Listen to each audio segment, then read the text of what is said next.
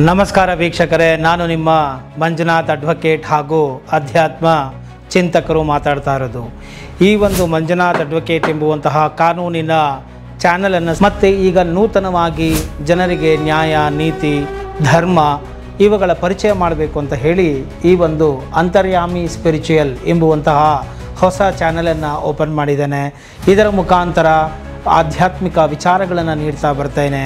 ನಮಸ್ಕಾರ ವೀಕ್ಷಕರೇ, ನಾನು ನಿಮ್ಮ ಮಂಜುನಾಥ್ ಅಡ್ವೊಕೇಟ್ ಹಾಗೂ ಅಧ್ಯಾತ್ಮ ಚಿಂತಕರು ಮಾತಾಡ್ತಾ ಇರೋದು.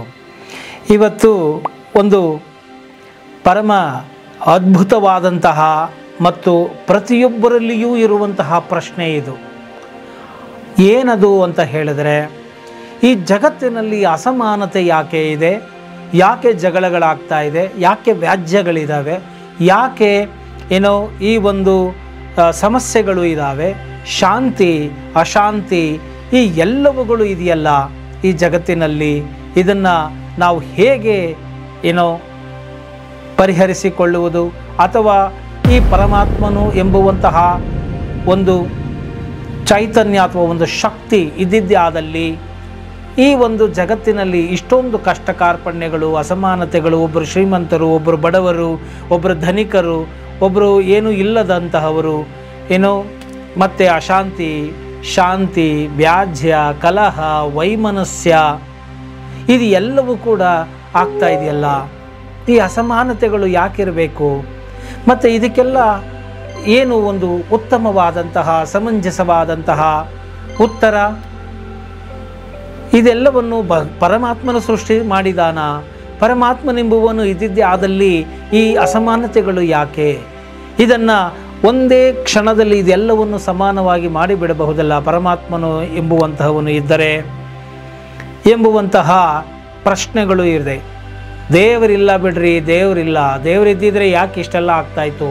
ಇಷ್ಟೊಂದು ಅನ್ಯಾಯ, ಅಧರ್ಮ, ಅನಾಚಾರ ಇದೆಲ್ಲವೂ ಯಾಕೆ ಆಗ್ತಾಯಿತ್ತು ಎಂಬುದಾಗಿ ಸಾಕಷ್ಟು ವೀಕ್ಷಕರಿಂದ ಮತ್ತು ನಾನು ಕೂಡ ಕೇಳಿದ್ದೇನೆ ಜನಗಳ ಬಾಯಿಯಿಂದ. ಆದ್ದರಿಂದ ಇದರ ವಿಚಾರವಾಗಿ ಇವತ್ತು ನಾನು ಶ್ರೀರಾಮಕೃಷ್ಣ ಪರಮಹಂಸರು ಏನು ಉದಾಹರಣೆಯನ್ನು ಕೊಡ್ತಾರೆ, ಯಾವ ರೀತಿಯಾಗಿ ಸಮಂಜಸವಾದಂತಹ ಉತ್ತರವನ್ನು ಕೊಡ್ತಾರೆ ಎಂಬುದರ ಬಗ್ಗೆ ಇವತ್ತು ನಾನು ಮಾತನಾಡ್ತೇನೆ. ನೋಡಿ, ಮೊದಲು ನಾವು ಬ್ರಹ್ಮ ಅಂದರೆ ಏನು ಎಂಬುದನ್ನು ತಿಳಿದುಕೊಳ್ಳಬೇಕು. ಬ್ರಹ್ಮ ಈ ಒಂದು ವಿದ್ಯೆ ಮತ್ತು ಅವಿದ್ಯೆ ಇವುಗಳೆರಡಕ್ಕೂ ಕೂಡ ಅತೀತನಾಗಿದ್ದಾನೆ, ಹಾಗೂ ಆತ ಮಾಯಾತೀತನಾಗಿದ್ದಾನೆ. ಅಂದರೆ ಪರಮಾತ್ಮನನ್ನು ನಾವು ಒಳ್ಳೆಯದಕ್ಕಾಗಲಿ ಕೆಟ್ಟದ್ದಕ್ಕಾಗಲಿ ನಾವು ಅಂಟಿಸಬಾರದು. ಯಾಕೆ ಅಂತ ಹೇಳಿದರೆ, ಒಳ್ಳೆಯದಕ್ಕೂ ಕೆಟ್ಟದ್ದಕ್ಕೂ ಈ ಎರಡಕ್ಕೂ ಅತೀತನಾದವನು ಪರಮಾತ್ಮನಾಗಿದ್ದಾನೆ ಎಂಬುದಾಗಿ ಹೇಳ್ತಾರೆ.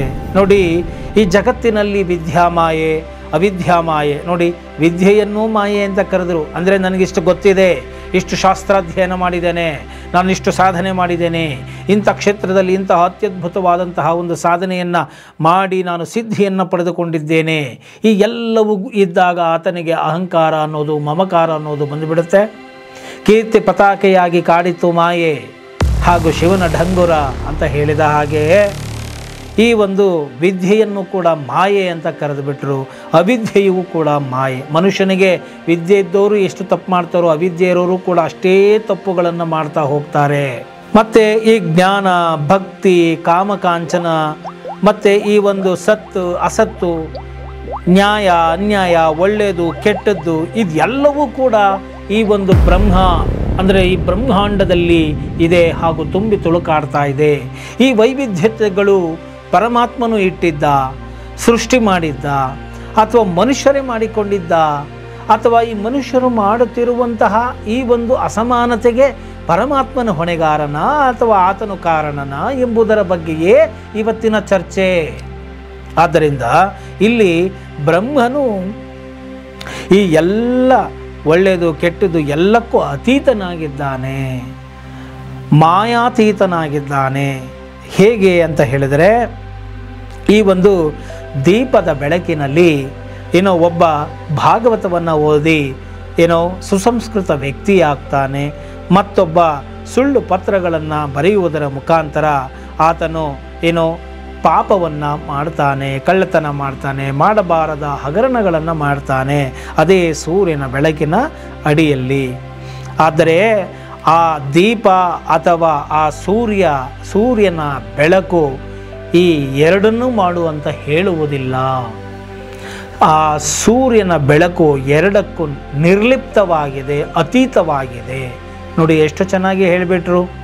ಪರಮಾತ್ಮನು ಈ ಜಗತ್ತನ್ನು ಸೃಷ್ಟಿ ಮಾಡಿ ಎಲ್ಲರಿಗೂ ಕೂಡ ಏನೋ ಸರ್ವತ್ರ ಸಮಾನವಾಗಿ ಬೆಳಕನ್ನು ಸೂಚಿಸ್ತಾನೆ. ಎಲ್ಲೂ ಈ ನೋಡಿ ಪುಣ್ಯವಂತರಿಗೆ ಮಾತ್ರ ಬೆಳಕು, ಮಿಕ್ಕವ್ರಿಗೆ ಬೆಳಕು ಕೊಡೋದಿಲ್ಲ ಅಂತ ಹೇಳಿ ಪರಮಾತ್ಮನ ಸೃಷ್ಟಿ ಎಲ್ಲೂ ಇಲ್ಲ. ಒಳ್ಳೆಯವರು ಇರೋ ಕಡೆ ಗಾಳಿ ಬೀಸ್ತೇನೆ, ಸುಗಂಧದ ದ್ರವ್ಯ, ಕೆಟ್ಟವರಿರೋ ಕಡೆ ಏನೋ ದುರ್ನಾಥದ ಗಾಳಿಯನ್ನು ಬೀಸ್ತೇನೆ ಅಂತ ಎಲ್ಲೂ ಇಲ್ಲ. ನೋಡಿ, ಈ ಒಂದು ದೇವರ ಸೃಷ್ಟಿ ಸಮಾನವಾಗಿ ಇದೆ. ಸರ್ವತ್ರ ಸಮಾನತೆಯಿಂದಲೇ ಅದು ನಡೀತಾ ಹೋಗುತ್ತೆ. ಬೆಂಕಿ ಯಾರನ್ನು ಮುಟ್ಲಿ, ಯಾರೇ ಅದಕ್ಕೆ ಹೋದ್ರೂ ಅದು ಸುಡುವುದಷ್ಟೇ ಅದರ ಧರ್ಮ. ಗಾಳಿ ಬೀಸುವುದು, ಸುವಾಸನೆಯು ಅದರ ಧರ್ಮ. ಹಾಗೆ ಸೂರ್ಯನ ಕಿರಣಗಳು ಬೆಳಕು ಕೊಡುವುದು ಅದರ ಧರ್ಮ. ಆ ಬೆಳಕಿನ ಅಡಿಯಲ್ಲಿ ಕೆಲಸ ಮಾಡುವವರು ಸರಿಯಾಗಿ ಅದನ್ನು ಉಪಯೋಗಿಸದೆ ಅನ್ಯಾಯ ಅಧರ್ಮ ಕೆಲಸಗಳನ್ನು ಅವರ ವೈಯಕ್ತಿಕ ಬುದ್ಧಿಶಕ್ತಿ ಮತ್ತು ಸಂಸ್ಕಾರಗಳಿಗೆ ಅನುಗುಣವಾಗಿ ಮಾಡ್ತಾ ಅವರೇ ಈ ಪಾಪ ಮತ್ತು ಪುಣ್ಯದ ಮೂಟೆಗಳನ್ನು ಅವರು ಹೊರತಾರೆ, ಹಾಗೂ ಅದನ್ನು ಅವರು ಪಡ್ಕೊಳ್ತಾರೆ. ಇದಕ್ಕೆ ಪರಮಾತ್ಮನು ಕಾರಣನಲ್ಲ.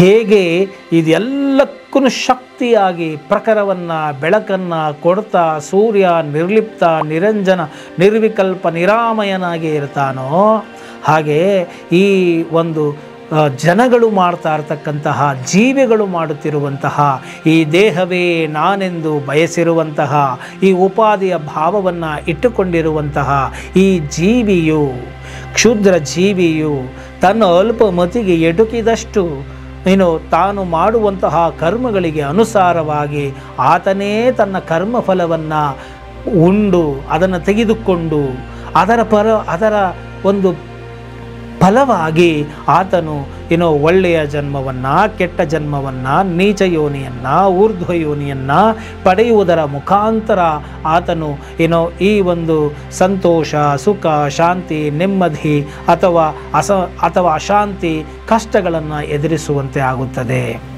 ಸೊ ಆತನೇ ಇದೆಲ್ಲವನ್ನು ಮಾಡಿಕೊಳ್ತಾನೆ. ಜೀವಿಯೇ ಇದೆಲ್ಲದಕ್ಕೂ ಕಾರಣನಾಗಿದ್ದಾನೆಯೇ ಹೊರತು ಪರಮಾತ್ಮನು ನಿಮ್ಮನ್ನು ಪ್ರೇರೇಪಿಸುವುದಿಲ್ಲ. ನೀನು ಇಂಥದ್ದೇ ಮಾಡು, ಹೀಗೇ ಮಾಡು ಅಂತ ಹೇಳಿ ಪರಮಾತ್ಮನು ಮಾಡುವುದಿಲ್ಲ. ಆದ್ದರಿಂದ ಜೀವಿಯು ಒಳ್ಳೆಯ ಕೆಲಸ, ಕೆಟ್ಟ ಕೆಲಸಗಳನ್ನು ಮಾಡುವುದರ ಮುಖಾಂತರ ಅವರ ಪ್ರಾರಬ್ಧ ಕರ್ಮವನ್ನು, ಸಂಚಿತ ಕರ್ಮವನ್ನು, ಆಗಾಮಿ ಕರ್ಮವನ್ನು ಅವರೇ ಸೃಷ್ಟಿ ಮಾಡಿಕೊಳ್ಳುತ್ತಾರೆ. ಹೇಗೆ ಜೇಡರ ಹುಳು ತನ್ನ ಸುತ್ತ ತಾನೇ ಬಲೆಯನ್ನು ಎಣೆದುಕೊಳ್ಳುತ್ತದೋ, ಹಾಗೆಯೇ ಈ ಜೀವಿಯು ತನ್ನ ಸುತ್ತ ಒಳ್ಳೆಯ ವಾತಾವರಣವನ್ನು, ಪುಣ್ಯ ಫಲವನ್ನು ಅಥವಾ ಪಾಪ ಫಲವನ್ನು ತಾನೇ ಎಣೆದುಕೊಳ್ಳುತ್ತಾನೆ. ಅದಕ್ಕನುಸಾರವಾಗಿ ಆತನು ಸಂತೋಷ ಅಥವಾ ಅಸಂತೋಷ, ದುಃಖ ಇದನ್ನು ಎದುರಿಸುತ್ತಾನೆಯೇ ಹೊರತು ಈ ದೇವನು, ಆ ಒಂದು ಅಗೋಚರವಾದಂತಹ ಆ ಚೈತನ್ಯವು ಇದಕ್ಕೆ ಕಾರಣವಲ್ಲ ಎಂಬುದನ್ನು ಸ್ಪಷ್ಟವಾಗಿ ಹೇಳ್ತಾರೆ. ನೋಡಿ, ಎಂತಹ ಮಾತನ್ನು ಹೇಳಿಬಿಟ್ರು. ಹಾಗಾದರೆ ಈ ದುಃಖ, ಪಾಪ, ಶಾಂತಿ, ಅಶಾಂತಿ ಇವುಗಳಿಗೆಲ್ಲ ಸಮಂಜಸವಾದಂತಹ ಉತ್ತರ ಏನಪ್ಪ ಅಂತ ಹೇಳಿದರೆ, ಇದೆಲ್ಲವನ್ನು ಕೂಡ ಜೀವಿಗೆ ಸಂಬಂಧಪಟ್ಟದ್ದು. ಜೀವಿಯೇ ಇದನ್ನು ಮಾಡಿಕೊಳ್ತಾ ಇದ್ದಾನೆ. ಜೀವಿ ಅಂದರೆ ಏನು? ಈ ದೇಹದ ಒಳಗಡೆ ಇರುವಂತಹ ಚೈತನ್ಯ. ಆ ಚೈತನ್ಯವು ಈ ದೇಹವೇ ತಾನೆಂದು ಭ್ರಮಿಸಿದಾಗ ಆ ಜೀವಿಯು, ಆ ಒಂದು ಚೈತನ್ಯವು ಜೀವದ ರೂಪದಲ್ಲಿ ಇರುತ್ತೆ. ಯಾವಾಗ ಈ ದೇಹದ ಭಾವವನ್ನು ಮೀರುತ್ತದೋ, ಉಪಾಧಿಯನ್ನು ಮೀರುತ್ತದೋ, ಆಗ ಆ ಜೀವವೇ ಪರಮಾತ್ಮ ಸ್ವರೂಪವಾಗುತ್ತದೆ. ನೋಡಿ, ಬಲೂನಿನ ಒಳಗಡೆ ಇರುವಂತಹ ಗಾಳಿಯು ಜೀವಿಯಾದರೆ ಹೊರಗಡೆ ಇರುವಂತಹ ಗಾಳಿಯೇ ಪರಮಾತ್ಮನಾಗಿದ್ದಾನೆ. ಯಾವಾಗ ಈ ದೇಹವೆಂಬ ಉಪಾಧಿ ಒಡೆದು ಹೋಗುತ್ತೋ, ಬಲೂನು ಒಡೆದು ಹೋಗುತ್ತೋ, ಆಗ ಆ ಬಲೂನು ಹೋಗ್ತಾ ಇದ್ದಂಗೆ ಆ ಜೀವಿಯೇ ಪರಮಾತ್ಮನಾಗೋಗ್ತಾನೆ. ಅಂದರೆ ಪರಮಾತ್ಮನಲ್ಲಿ ಸೇರೋದು ಅಲ್ಲ, ಆ ಉಪಾಧಿ ಬಿಟ್ಟು ತಕ್ಷಣವೇ ಆ ಪರಮಾತ್ಮನೇ ನಾನು ಎಂಬುವಂತಹ ಆ ಒಂದು ತತ್ವ ಜ್ಞಾನ ಆತನಿಗೆ ಸ್ಫುರಿಸುತ್ತೆ. ಆ ಸ್ಫುರಿಸಿದಾಗ ಆ ಗಾಳಿಗೆ ಯಾವುದರ ಒಂದು ಗೊಡವೆ ಇಲ್ಲ, ಯಾವುದರ ನೋಡಿ ಗಾಳಿಗೆ ಯಾವುದೇ ಬಣ್ಣ ಇಲ್ಲ. ಮೋರಿಯ ಮೇಲೆ ಹೋದಾಗ ದುರ್ವಾಸನೆ, ಅದೇ ಒಳ್ಳೆ ಹೂ ತೋಟದ ಮೇಲೆ ಅದು ಹೋದಾಗ ಅದು ಸುವಾಸನೆಯನ್ನು ಬೀರುತ್ತದೆ.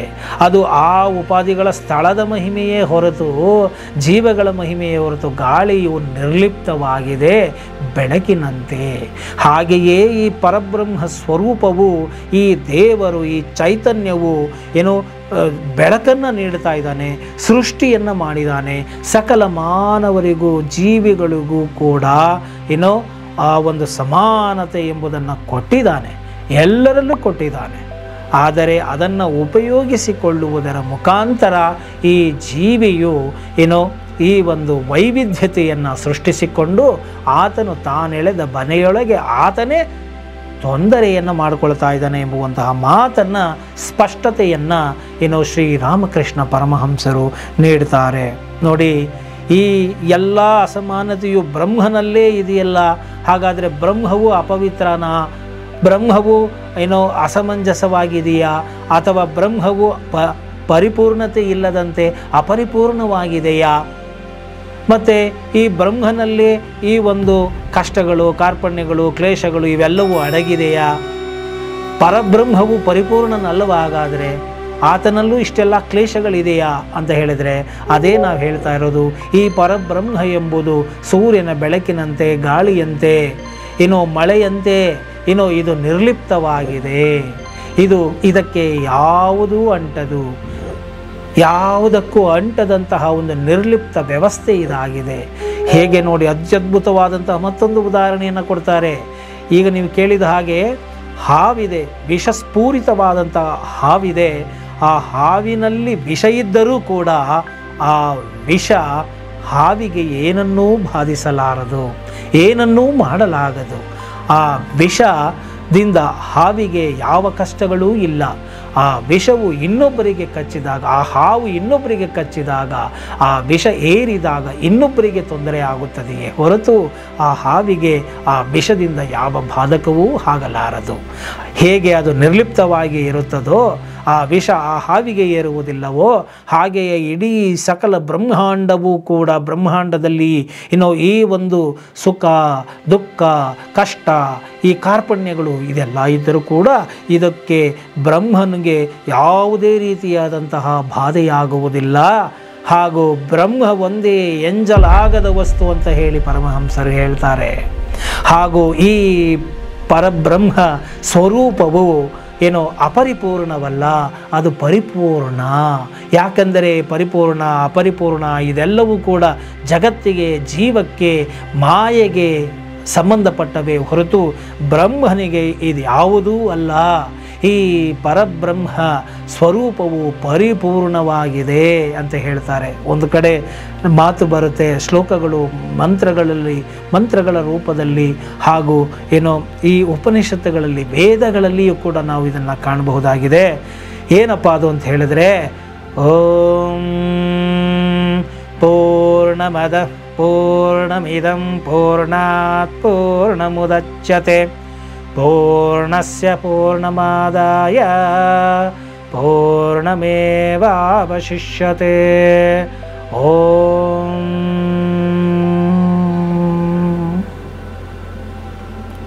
ನೋಡಿ, ಈ ಪರಬ್ರಹ್ಮ ಸ್ವರೂಪವು ಪೂರ್ಣವಾಗಿದೆ.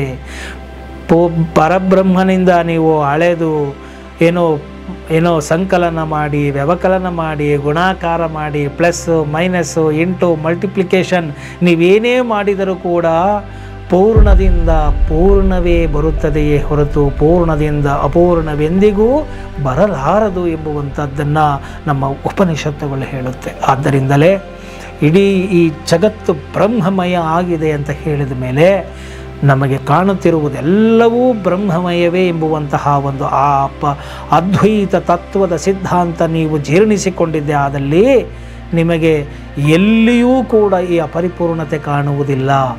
ಎರಡು ಇದ್ದಾಗ ಮಾತ್ರವೇ ಒಬ್ಬ ಹೊಡೆಯುವುದು, ಇನ್ನೊಬ್ಬ ಹೊಡೆಸಿಕೊಳ್ಳುವುದು. ಒಬ್ಬ ಸುಖವನ್ನು ಅನುಭವಿಸ್ತಾ ಇದ್ದಾನೆ, ಇನ್ನೊಬ್ಬ ದುಃಖವನ್ನು ಅನುಭವಿಸ್ತಾ ಇದ್ದಾನೆ ಅಂತ ನಿಮಗೆ ಕಾಣುತ್ತೆ. ಆ ಸುಖ ದುಃಖಗಳು ಕೂಡ ಕೋರಿಲೇಟಿವ್ ಟರ್ಮ್ಗಳಾಗಿರುತ್ತೆ. ಆದ್ದರಿಂದ ಈ ಒಂದು ಪರಬ್ರಹ್ಮ ಸ್ಥಿತಿಯಲ್ಲಿ ನೀವು ಇದ್ದಾಗ ಗೊತ್ತಾಗುತ್ತೆ ಇದೆಲ್ಲವೂ ಕೂಡ ಒಂದು ಭಗವಂತನ ಲೀಲೆಯಾಗಿದೆ, ಮಾಯೆಯಾಗಿದೆ, ಎಲ್ಲವೂ ಆತನೇ ಆಗಿದ್ದಾನೆ ಅಂತ ಗೊತ್ತಾದಾಗ ನೀವು ಈ ಒಂದು ಜಗತ್ತನ್ನು ನಾನು ಉದ್ಧಾರ ಮಾಡಿಬಿಡ್ತೇನೆ, ಇದನ್ನು ನಾನು ಸರಿ ಮಾಡಿಬಿಡ್ತೇನೆ, ಈ ಅಸಮಾನತೆಯನ್ನು ನಾನು ಸರಿ ಮಾಡಿಬಿಡ್ತೇನೆ, ಎಲ್ಲರೂ ಸಮಾನವಾಗಿ ಮಾಡಿಬಿಡ್ತೇನೆ, ಇದೆಲ್ಲವೂ ಕೂಡ ರಾಜಕೀಯದ ಮಾತುಗಳೇ ಹೊರತು ಇದು ತತ್ವಜ್ಞಾನಕ್ಕೆ ಸಂಬಂಧಪಟ್ಟಂತಹ ವಿಚಾರಗಳಲ್ಲ. ಮತ್ತು ಇದೆಲ್ಲವೂ ಪರಿಪೂರ್ಣ ಜ್ಞಾನದಿಂದ ನೀವು ನೋಡಿದಾಗ ಇದೆಲ್ಲವೂ ಕೂಡ ಸರಿಯಾಗಿದೆ ಅಂತಲೇ ನಿಮಗೆ ಗೊತ್ತಾಗುತ್ತೆ. ನಾ ಎಳೆದ ಅಡ್ಡಗೆರೆಯೇ ನೇರವಾದ ಗೆರೆ ಅಂತ ಬೈಬಲಲ್ಲಿ ಕೂಡ ಒಂದು ಮಾತು ಬರುತ್ತೆ. ಆದ್ದರಿಂದ ಈ ಒಂದು ವೈಶಿಷ್ಟ್ಯತೆಗಳು ಇದೆಲ್ಲವೂ ಕೂಡ ಪರಿಪೂರ್ಣ ಪರಬ್ರಹ್ಮನಲ್ಲಿ ಓತಪ್ರೋತವಾಗಿ ಇದೆ. ಆದರೂ ಕೂಡ ಇದರ ಗೊಡವೆ ಇದರಿಂದ ಬ್ರಹ್ಮವು ಬಾಧಿತನಾಗುವುದಿಲ್ಲ ಎಂಬುವಂತಹ ಸತ್ಯವನ್ನು ಈ ಶ್ರೀರಾಮಕೃಷ್ಣ ಪರಮಹಂಸರು ನಮಗೆ ತಿಳಿಸಿಕೊಡ್ತಾರೆ. ಆದ್ದರಿಂದ ನಾವು ಏನನ್ನು ಅರ್ಥ ಮಾಡಿಕೊಳ್ಬೇಕು ಅಂತ ಹೇಳಿದರೆ, ಈ ಮನುಷ್ಯನ ನೋಡಿ ಹುಟ್ಟಿದಾಗ ಉದಾಹರಣೆಗೆ ನಿಮ್ಗೆ ಅರ್ಥ ಆಗೋಂಗೆ ಹೇಳ್ತಾ ಇದ್ದೀನಿ ಸರಳವಾಗಿ, ಆಯಾಯ ಸಂಸ್ಕಾರಗಳನ್ನು ಹೊತ್ತು ಬಂದಿರುತ್ತೆ. ಆಗ ಆ ಮಗು ಆ ಸಂಸ್ಕಾರಗಳಿಗೆ ತಕ್ಕ ಹಾಗೆ, ನಾವು ಬೆಳೆಸುವ ವಾತಾವರಣಕ್ಕೆ ತಕ್ಕ ಹಾಗೆ, ಮತ್ತು ತಂದೆ ತಾಯಿಗಳು ಗುರುಗಳು ಕೊಡುವ ಶಿಕ್ಷಣಕ್ಕೆ ತಕ್ಕ ಹಾಗೆ ಅದು ಬೆಳೆದುಕೊಂಡು ಆ ಒಂದು ಕೆಲಸಗಳನ್ನು ಮಾಡ್ತಾ ಹೋಗುತ್ತೆ. ಹಾಗೆಯೇ ಈಗ ಒಂದು ಹುಟ್ಟುತ್ತಾನೆ ಹ್ಯಾಂಡಿಕ್ಯಾಪ್ ಆಗಿ ಒಂದು ಮಗು ಬಂದ್ಬಿಡುತ್ತೆ, ಅದು ಪ್ರಾರಬ್ಧ ಕರ್ಮ. ಇನ್ನೊಂದು ಬೆಳೀತಾ ಬೆಳೀತಾ ಬೆಳೀತಾ ಕೆಲವು ತೃತೀಯ ಲಿಂಗಿಗಳಾಗ್ಬಿಡ್ತಾರೆ, ಪ್ರಾರಬ್ಧ ಕರ್ಮಗಳು ಇರುತ್ತೆ. ಆ ಪಾಪ ಸಂಚಯನಗಳನ್ನು ಅನುಭವಿಸಬೇಕಾಗತ್ತೆ. ಆದ್ದರಿಂದನೇ ಇದು ಧರ್ಮ ಸೂಕ್ಷ್ಮವಾದಂತಹ ವಿಚಾರಗಳು. ಆದ್ದರಿಂದ ಈ ಒಂದು ಮಗು ಹುಟ್ಟಿದಾಗ ಮಗು ಎಲ್ಲವೂ ಮುಗ್ಧವಾಗೇ ಇರುತ್ತೆ. ಬೆಳೀತಾ ಬೆಳೀತಾನೇ ಈ ಒಂದು ಕಲುಷಿತತನ ಅನ್ನೋದು ಬರೋದು ಅವನು ಜೊತೆಯಲ್ಲಿರುವಂಥ ಪರಿಸರದಿಂದ ಬರುತ್ತೆ. ಆದ್ದರಿಂದ ಇದು ಪರಮಾತ್ಮ ಸೃಷ್ಟಿ ಮಾಡೋದಿಲ್ಲ ಈ ಅಸಮಾನತೆಯನ್ನು, ಇದು ಮನುಷ್ಯನೇ ತಾನೇ ತನ್ನ ಸ್ವಬುದ್ಧಿಯಿಂದ ಸಂಸ್ಕಾರಹೀನರಾಗಿ ಮಾಡುವಂತಹ ಕೆಲಸಗಳ ಕಾರಣದಿಂದ ಆತನಿಂದ ಈ ಎಲ್ಲ ದುಃಖಗಳು, ಈ ಎಲ್ಲ ಅಸಮಾನತೆಗಳು, ಈ ಎಲ್ಲ ದ್ವಂದ್ವಗಳು ಹುಟ್ಟಿಕೊಳ್ಳುತ್ತದೆ ಎಂಬುದನ್ನು ಬಹಳ ಸ್ಪಷ್ಟವಾಗಿ ಶ್ರೀರಾಮಕೃಷ್ಣ ಪರಮಹಂಸರು ನಮಗೆ ತಿಳಿಸಿಕೊಡ್ತಾರೆ. ನೋಡಿ, ಈ ಒಂದು ಪೂರ್ಣವಾದಂತಹ ಪರಬ್ರಹ್ಮನ ತತ್ವವನ್ನು ನಾವು ಅರಿತುಕೊಂಡಿದ್ದೇ ಆದರೆ, ತಿಳಿದುಕೊಂಡಿದ್ದೇ ಆದರೆ ನಮಗೆ ಇದೆಲ್ಲವೂ ಕೂಡ ಒಂದು ಲೀಲೆಯಾಗಿ ಕಾಣುತ್ತೆ. ಸಿನಿಮಾ ನೋಡೋದಕ್ಕೆ ಹೋದಾಗ ಒಂದು ಸಿನಿಮಾದಲ್ಲಿ ಎಲ್ಲ ಪಾತ್ರಗಳು ಇರುತ್ತೆ. ವಿಲನ್ನು, ಹೀರೋ, ಸೈಡ್ ಆ್ಯಕ್ಟ್ರು, ಕಾಮಿಡಿಯನ್ನು, ಇನ್ನೇನೋ ಒಂದು ಆ್ಯಕ್ಟರು, ಡ್ಯಾನ್ಸರು, ಎಲ್ಲ ಪಾತ್ರಗಳು ಇರುತ್ತೆ. ಇದೆಲ್ಲ ಯಾಕೆ ಅಸಮಾನತೆ? ಇವ್ರು ಯಾಕೆ ಸೈಡ್ ರೋಲ್ ಮಾಡಬೇಕು? ಇವ್ರು ಯಾಕೆ ಹೀರೋ ಆಗಿದ್ದಾರೆ? ಇವನು ಯಾಕೆ ಹೀರೋ ಆಗಬಾರ್ದು? ಅಂದರೆ ಹೌದು, ಅವರವರು ಮೇಂಟೈನ್ ಮಾಡ್ಕೊಂಡು ಬರೋದ್ರ ಮೇಲೆ ಹೋಗುತ್ತೆ ಕ್ವಾಲಿಟೀಸ್ಗಳು. ಅವರು ಮೇಂಟೈನ್ ಮಾಡೋದ್ರ ಮೇಲೆ ಅವರಿಗೆ ಆ ರೋಲ್ ಸಿಗುತ್ತೆ. ಹಾಗೆ ಅವರವರ ಶ್ರಮ, ಅವರವರ ಫಲ ಅವರು ಅನುಭವಿಸ್ತಾರೆ. ಆದ್ದರಿಂದ ಈ ಎಲ್ಲವೂ ಕೂಡ ಒಂದು ಸಿನಿಮಾದ ರೀತಿಯಲ್ಲಿ ಜಗತ್ತೆಂಬುದು ಆ ಪರಮಾತ್ಮನ ಲೀಲೆಯಾಗಿದೆ, ಒಂದು ನಾಟಕ ರಂಗವಾಗಿದೆ ಎಂಬುದನ್ನು ಜ್ಞಾನಿಗಳು ಅರಿತುಕೊಳ್ಳುತ್ತಾರೆ. ಆಗ ಯಾರೊಬ್ಬರೂ ಬೊಬ್ಬೆರಿಸುವುದಿಲ್ಲ. ಜ್ಞಾನಿ ಯಾರೂ ಕೂಡ ಏನಿದು ಹಿಂಗಾಗಿದೆ, ಇದೀಗಿದೆ, ಹೀಗಿದೆ ಅಂತ ಹೇಳುವುದಿಲ್ಲ. ಆತನಿಗೆ ಗೊತ್ತಿದೆ ಇದೆಲ್ಲ ವೈಶಿಷ್ಟ್ಯತೆಗಳು ಇರುವುದು ಭಗವಂತನ ಲೀಲೆ. ಮತ್ತು ಅವರು ಮಾಡಿಕೊಂಡಿರ್ತಕ್ಕಂಥ ಕರ್ಮದ ಫಲ ಅವ್ರು ತಿಂತಾ ಇದ್ದಾರೆ. ಆ ಕರ್ಮ ಫಲವನ್ನು ಒಳ್ಳೆಯ ಕರ್ಮ ಫಲವಾಗಿ ಮಾಡಿಕೊಳ್ಳಬೇಕು ಅಂದರೆ ಒಳ್ಳೆಯದ ಕೆಲಸಗಳನ್ನು ಮಾಡಬೇಕು, ಸದ್ವಿನಿಯೋಗವನ್ನು ಮಾಡಬೇಕು, ಸತ್ಸಂಗದಲ್ಲಿರಬೇಕು, ಸದ್ಗ್ರಂಥಗಳ ಒಂದು ಸಹವಾಸ ಬೇಕು, ಮತ್ತು ಗುರುಗಳ ಸೇವೆಯನ್ನು ಮಾಡಬೇಕು. ಮತ್ತು ಗುರುಗಳ ಕೃಪೆಗೆ ಕಟಾಕ್ಷರಾದಾಗ ಸದ್ಜ್ಞಾನವು ಅವರಿಂದ ಕೊಡಲ್ಪಡುತ್ತೆ. ಆಗ ಅವರ ಜೀವನವು ಒಳ್ಳೆಯ ಮಟ್ಟದಲ್ಲಿ ಬೆಳೆಯುತ್ತೆ. ಈ ಹ್ಯಾಪಿನೆಸ್ ಅನ್ನೋದು ಯಾವುದೇ ಒಂದು ಪರಿಕರಗಳಿಗೆ ಸಂಬಂಧಪಟ್ಟದ್ದಲ್ಲ, ಇದು ಸ್ಟೇಟಸ್ ಆಫ್ ಮೈಂಡ್, ಮಾನಸಿಕ ಸ್ಥಿತಿಗೆ ಸಂಬಂಧಪಟ್ಟದ್ದು ಅಂತ ಹೇಳ್ತಾರೆ. ಆದ್ದರಿಂದ ನಾವು ಈ ಎಲ್ಲ ದ್ವಂದ್ವಗಳು ಯಾಕೆ ಕಾಣಿಸ್ತಾ ಇದೆ ಅಂದರೆ ಇದೆಲ್ಲವೂ ಜೀವಿಗೆ ಸಂಬಂಧಪಟ್ಟದ್ದು. ಜೀವಿಗಳು ಮಾಡಿಕೊಂಡಿದ್ದೇ ಹೊರತು ಪರಬ್ರಹ್ಮನಿಗೂ ಇದಕ್ಕೂ ಸಂಬಂಧವೇ ಇಲ್ಲ ಎಂಬುವಂತಹ ತತ್ವವನ್ನು, ಬಹಳ ಗಹನವಾದಂತಹ ವಿಚಾರವನ್ನು ಬಹಳ ಸರಳವಾದ ಉದಾಹರಣೆಗಳನ್ನು ನೀಡುವ ಮುಖಾಂತರ ಶ್ರೀರಾಮಕೃಷ್ಣ ಪರಮಹಂಸರು ನಮಗೆ ಜ್ಞಾನವನ್ನು ನೀಡಿದ್ದಾರೆ. ಆದ್ದರಿಂದ ಇವತ್ತು ಆ ಒಂದು ನಿಷ್ಕಲ ನಿರಂಜನ ನಿರಾಮಯನಾದಂತಹ ಪರಬ್ರಹ್ಮನ ಒಂದು ಕೀರ್ತನೆಯನ್ನು ಮಾಡುವ ಮುಖಾಂತರ ಆ ಪರಬ್ರಹ್ಮನನ್ನು ಪಡೆಯುವಂತಹ ಒಂದು ಶಕ್ತಿ, ಆ ಜ್ಞಾನವನ್ನು ಅರಗಿಸಿಕೊಳ್ಳುವಂತಹ ಒಂದು ಸಂಸ್ಕಾರ ಮತ್ತು ಸಾಧನೆ ಎಲ್ಲವನ್ನು ಸಾಧನೆ ಮಾಡೋದಕ್ಕೆ ಗುರುಕೃಪೆ ಸಿಗಲಿ ಅಂತ ಹೇಳ್ತಾ ಆ ಪರಬ್ರಹ್ಮ ಸ್ವರೂಪವನ್ನು ನೆನೆಯುತ್ತಾ ನಿಮ್ಮ ಕುಟುಂಬಕ್ಕೆ ನಿಮಗೂ ಕೂಡ ಒಳ್ಳೆಯದಾಗಲಿ ಅಂತ ಹೇಳ್ತಾ ನಾನು ಈ ಕೀರ್ತನೆಯನ್ನು ಮಾಡ್ತೇನೆ.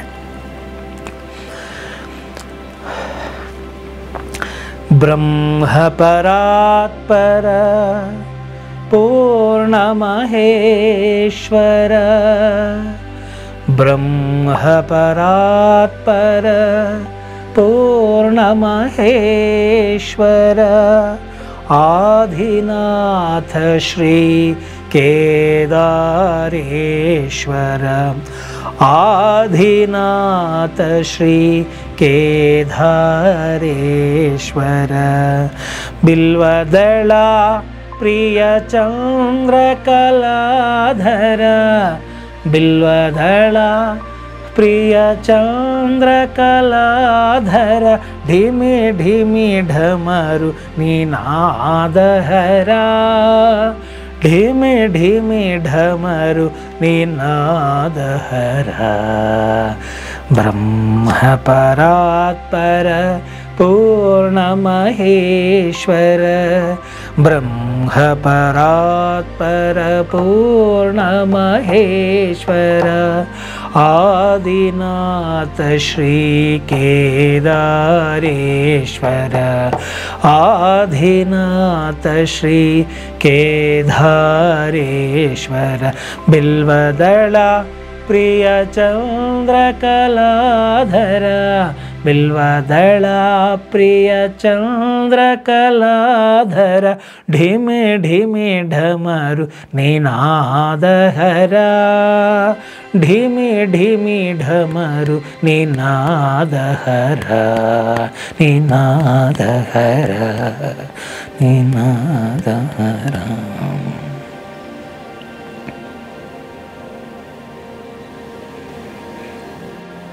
ಸರ್ವೇ ಭವಂತು ಸುಖಿನಃ, ಸರ್ವೇ ಸಂತು ನಿರಾಮಯಾಃ, ಸರ್ವೇ ಭದ್ರಾಣಿ ಪಶ್ಯಂತು, ಮಾ ಕಶ್ಚಿತ್ ದುಃಖಭಾಗ್ ಭವೇತ್, ಮಾ ಕಶ್ಚಿತ್ ದುಃಖಭಾಗ್ ಭವೇತ್. ಸರ್ವರಿಗೂ ಒಳ್ಳೆಯದಾಗಲಿ, ಸನ್ಮಂಗಳ ಉಂಟಾಗಲಿ, ನಿಮಗೂ ನಿಮ್ಮ ಕುಟುಂಬದವರಿಗೂ ಒಳ್ಳೆಯದಾಗಲಿ ಅಂತ ಹೇಳಿ ಬಯಸ್ತಾ, ಈ ಒಂದು ವಿಡಿಯೋ ನಿಮಗೆ ಇಷ್ಟ ಆಗಿದ್ದೆ ಆದಲ್ಲಿ ಮರೆಯದ ಹಾಗೆ ನಿಮ್ಮ ಅಭಿಪ್ರಾಯವನ್ನು ಕಾಮೆಂಟ್ಗಳ ಮುಖಾಂತರ ತಿಳಿಸಿ, ಇತರರಿಗೂ ಕೂಡ ಶೇರ್ ಮಾಡಿ, ಜ್ಞಾನ ನಿಂತಲ್ಲಿ ನಿಲ್ಲದಂತೆ ಒಳ್ಳೆಯ ವಿಚಾರಗಳನ್ನು ಇತರಿಗೆ ಕೊಡುವುದರ ಮುಖಾಂತರ ಪುಣ್ಯವನ್ನು ಸಂಪಾದಿಸಿ, ಹಾಗೂ ಇಷ್ಟ ಆಗಿದ್ದೆ ಆದಲ್ಲಿ ಮರೆಯದ ಹಾಗೆ ಲೈಕ್ ಕೊಡುವುದರ ಮುಖಾಂತರ ಪ್ರೋತ್ಸಾಹಿಸಿ, ಹಾಗೂ ನಿಮ್ಮ ಒಂದು ಪ್ರೀತಿ ಈ ಒಂದು ಚಾನೆಲ್ ಮೇಲೆ ಇರಲಿ, ಈ ಚಾನಲ್ಗೆ ಸಹಕಾರಗಳನ್ನು ಕೊಟ್ಟು ಬೆಳೆಸಿ ಅಂತ ಹೇಳ್ತಾ ಈ ಒಂದು ವಿಡಿಯೋವನ್ನು ಇಲ್ಲಿಗೆ ಮುಗಿಸ್ತಾ ಇದ್ದೀನಿ. ಜೈ ಹಿಂದ್, ಜೈ ಕರ್ನಾಟಕ ಮಾತೆ.